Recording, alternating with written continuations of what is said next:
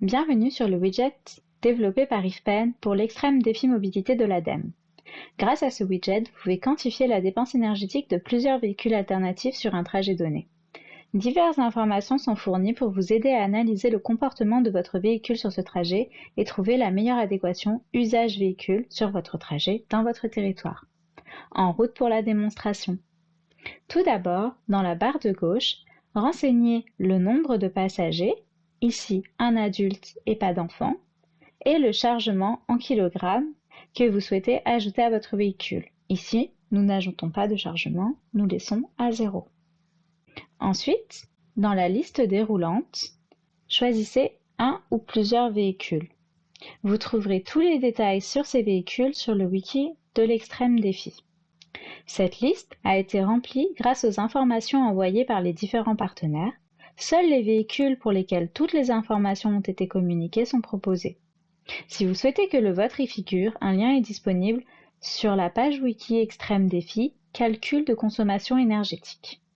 Ici, nous allons choisir un vélo à assistance électrique, VAE, par exemple le Mosquitos, et un véhicule de catégorie L7E, par exemple U-Live d'Avatar.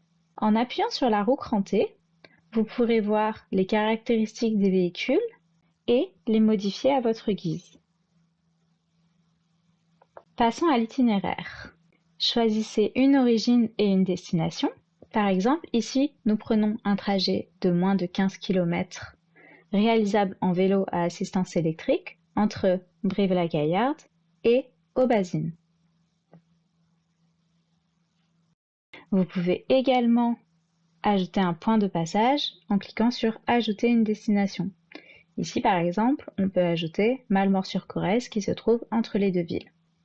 On peut changer l'ordre sur cet itinéraire et supprimer l'étape si elle ne nous convient pas. Ici, nous ne gardons que Brive et Aubazine. Si vous souhaitez accéder à des signaux temporels après le calcul, il faudra cocher « Afficher les signaux temporels ». Dans le cas contraire, vous aurez juste accès à des informations moyennées sur le trajet. Cliquez ensuite sur le bouton « Calculer ». Une fois le calcul terminé, le trajet s'affiche sur la carte et vous accédez à un résumé dans la partie « Résultats ». Dans le résumé, nous avons la distance, le dénivelé positif, la consommation énergétique du véhicule A et du véhicule B, et le temps de trajet du véhicule A et du véhicule B dans ce cas. En cliquant sur le menu déroulant de droite, on peut avoir des informations plus précises avec la consommation au kilomètre, la vitesse moyenne, le taux de décharge batterie et les émissions de CO2 de ce trajet avec ce véhicule.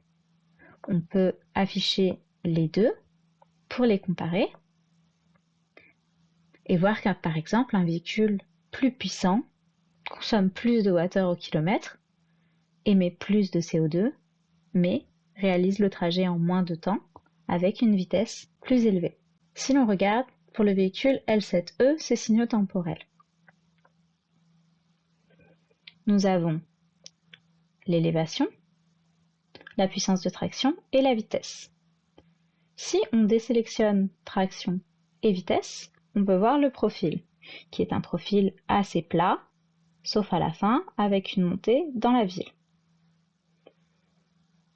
Si on regarde ensuite la vitesse, ici on est en ville, limitation à 30 ou à 50 potentiellement embouteillé.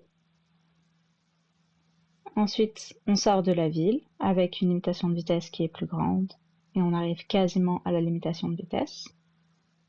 Passage dans une ville, repassage sur la nationale.